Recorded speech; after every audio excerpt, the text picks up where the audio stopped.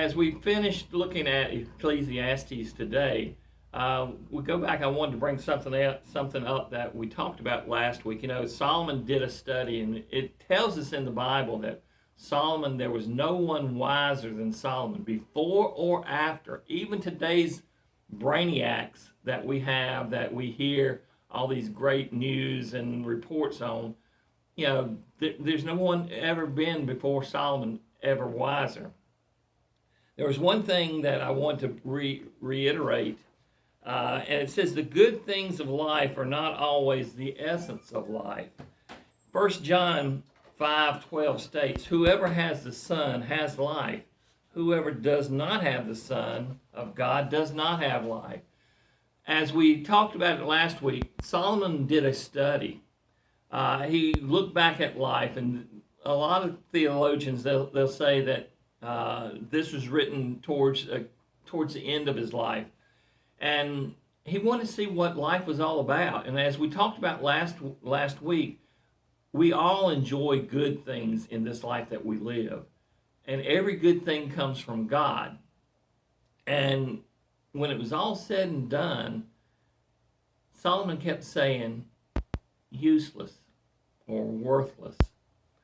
And today we're looking up the title of today's lesson. It says life is short, and it's very evident because I retired a year ago, and it just seems like I started working when I was 16.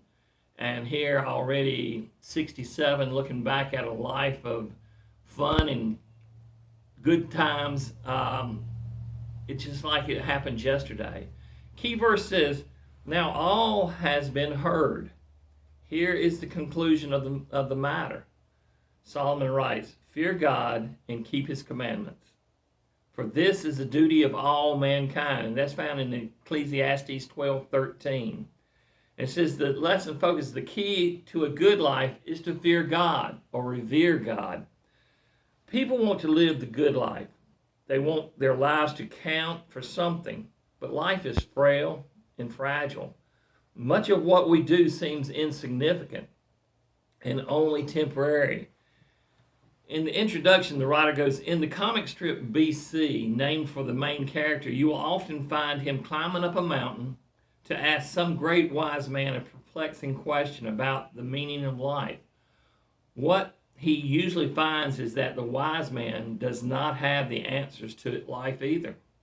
It is not much more than what we already know, but King Solomon's wisdom is far superior to that of the wisdom gurus of our day or any other day. And we look back in 1 Kings chapter 3, and that's we talked about last week. It says Solomon's wisdom came directly from God. When Solomon became king, God said, ask for whatever you want me to give you. Solomon answered, for a discerning heart, to govern and to distinguish between right and wrong. God granted his request along with this promise regarding his wisdom. There will never have been anyone like you, nor will there ever be. And that's found in 1 Kings chapter 3. First section of today's lesson starts at, the sooner you remember your Creator, the better. And this takes up in Ecclesiastes 12:1-8.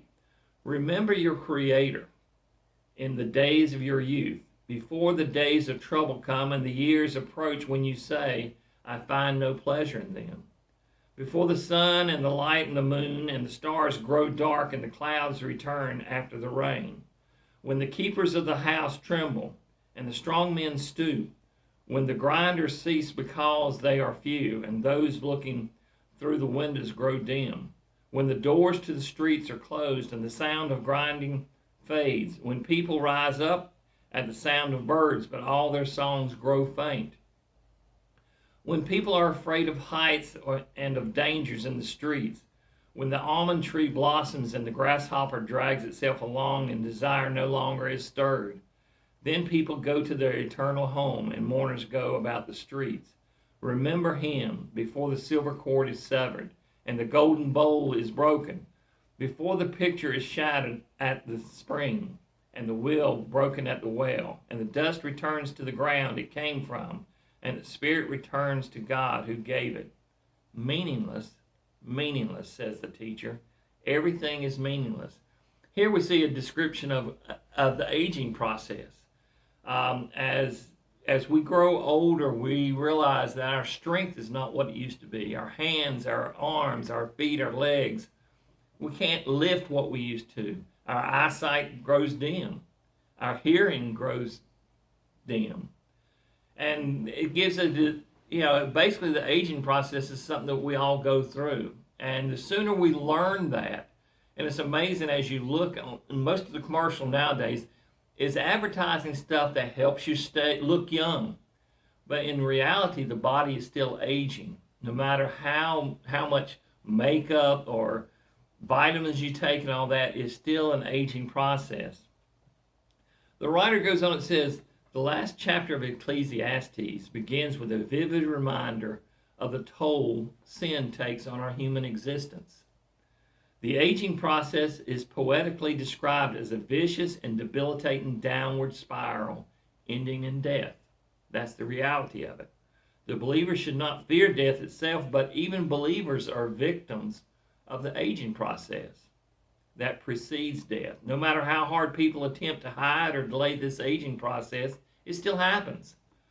The wise, therefore, get on the right track early. The best time to remember your Creator is while you are young. This remembrance means more than not forgetting about our Creator. It means no matter what happens to us through the aging process, we will remain rock solid in our commitment to and the relationship with our Creator. The older I get, the more I forget things. I catch myself having to walk back into a room where I forgot I laid something down just to remember why I went into the room. And that's part of life. The earlier we accept that, the better off peace of mind we have. It says God himself, as we grow older, our patterns of thinking and behaving become more entrenched, and it becomes harder to make changes. So the position of God in our lives needs to be established while we are young and more easily shaped. The language of poetry paints a graphic picture of growing old. Hands and arms, feet and legs lose their strength. Teeth fall out. Eyes become weak. Ears no longer hear clearly. The voice is no longer strong. It is hard to sleep soundly. Fear sets in. Hair grows white and falls out. You can only stumble along as your body becomes stiff. The body slowly declines and becomes weaker. The end of this aging process is death. If we have not remembered our Creator before this moment, it will be too late. Because both body and spirit will return to the place from which it came, the body to the ground and spirit to God. Solomon's search, as we talked about last week, he spent time looking at the reality of life. Solomon's search for truth ends where it began. Meaningless. Meaningless. Everything is meaningless. The physical world has nothing of lasting purpose. The temporal world is fleeting and can hold nothing of eternal meaning. Therefore, we should start life with the end in mind and look to the eternal one, our Creator, to find meaning and purpose for our existence. Now, the author asked a couple of questions here that I'm going to throw out to you. Why do people have a desire to hide or delay the effects of the aging process? And his response is, they desire to live forever is a mark of God setting eternity in our hearts, but it is often taken to the extreme because of human vanity. If you remember back, we talked about that. The time God sets aside a time for everything, and one of the things that He's placed in each one of us is the fact that we will be facing eternity somewhere. It goes on to another question: is how can we get an advantage over the aging process? And the author writes, the only way to gain an advantage over growing old is to stay young. And what he meant by that is, then you mature spiritually even as your health begins to fade. You can keep a young mind as the body ages. So again, keep that in mind. Section 2 goes on and says, wise words can provide godly guidance. And this is found in verses 9 through 12. It says, not only was the teacher wise, but he also imparted knowledge to the people. He pondered and searched out and set in order many proverbs. The teacher searched to find just the right words. Now keep in mind, Ecclesiastes means the teacher. So it's talking about Solomon here. It says the teacher searched to find just the right words, and what he wrote was upright and true. The words of the wise are like goads, their collected sayings like firmly embedded nails, given by one shepherd. Be warned, my son, of anything in addition to them. Of making many books there is no end, and much study wearies the body. It says Ecclesiastes is considered by some to be a depressing and fatalistic book, but the last few verses of the book point to a higher purpose. Solomon wrote his literature on wisdom to be a reflection on life's realities and how those realities should urge us to look beyond this life for meaning and purpose. As Solomon collected wisdom, he also cataloged it. No doubt many of the proverbs found in the book of Proverbs are a result of this cataloging. Part of wisdom is not only knowing what is right, but knowing the right way to relay it or to share it. Using words that will make the wisdom understandable to others. God granted Solomon wisdom about the realities of life and also the ability to communicate the wisdom. The proverbs of wisdom are like goads. They are like the sharply pointed sticks used by the herdsman to keep the cattle or oxen walking in the right direction. It is easier to do the right thing than to feel the pain of going in the wrong direction. This wisdom is also like firmly embedded nails. Nails that have been driven securely into the wood will support the weight put on them, and they will hold strong. Wisdom is something you can build your life on and know it will stand the weight life puts on it. In verse 11, when he refers to given by one shepherd, it says this shepherd is God himself. The shepherd of Israel. Psalms 81 addresses God with these words, hear us, shepherd of Israel, you who lead Joseph like a flock. The wisdom given to and by Solomon was from the Lord God, just like the prophecies of the prophets declared with the words, says the Lord. A final warning is given about what fills our minds. We live in what has been called the information age. Now more than ever, we must be selective in what information fills our minds. Much that is written isn't even worth the effort. Our time and energy need not be wasted with these thoughts and ideas. How can we judge whether wisdom is from God? The writer goes on and says, see if the wisdom agrees with the scriptures, godly conscience, the counsel of godly believers, and sound reasoning. It is difficult to retain all the wisdom you receive in life. This being true, wisdom needs to be prioritized. Therefore, we need to determine the one piece of wisdom that is important above all others. And we find this in closing chapter of Ecclesiastes. And this section 3 says, reverent obedience is the recipe for really living.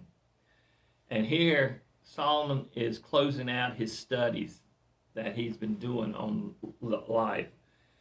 Verse 13 says, now all has been heard. Here is the conclusion of the matter. Fear God and keep his commandments, for this is the duty of all mankind. For God will bring every deed into judgment, including every hidden thing, whether it is good or evil. It says true wisdom is to understand the bottom line of life, to know what really matters when all is said and done. Solomon's conclusion is that the top priority of life is to fear God and keep his commandments. If we don't get anything else right, This is the one thing that counts. We are to have the highest reverence and respect for God. And in today's society, in the world that we're living right now, we don't see a lot of that. It seems God is being pushed further and further out. But here, Solomon is reminding us we are to have the highest reverence and respect for God. This reverence needs to be so high that we will do anything and everything he says to do.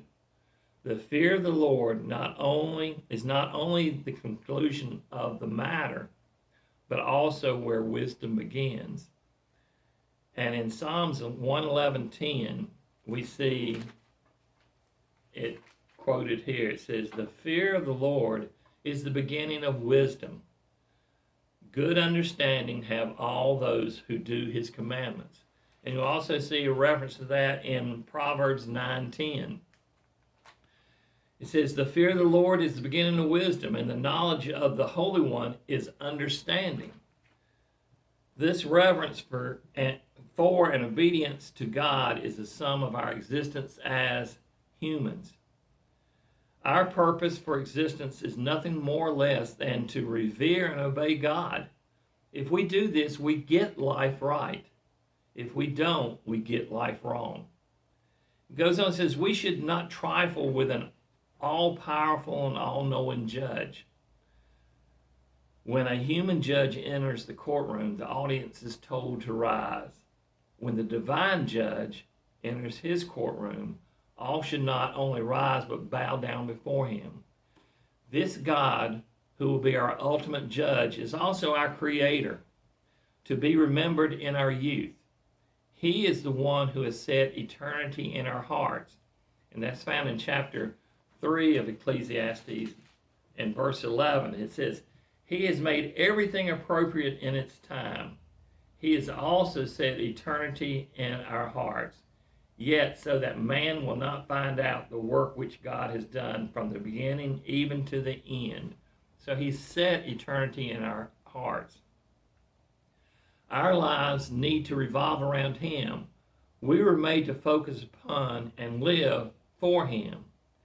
Everything we do is for him. An idle word, a cup of cold water, a quiet prayer, they all have meaning to God. Therefore, we should live our lives by design and not haphazardly. And the author goes on, he asks a couple of questions here, and some of these are personal, so it's basically these questions are for thought as we go through the week. How consciously aware are you that God is seeing all that you do?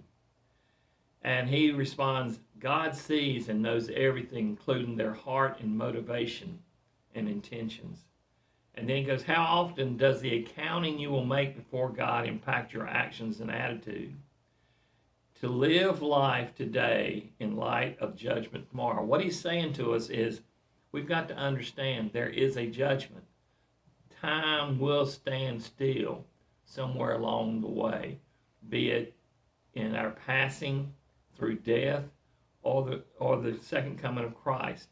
We know that time will stand still, and there is a judgment that we've got to give accounting for.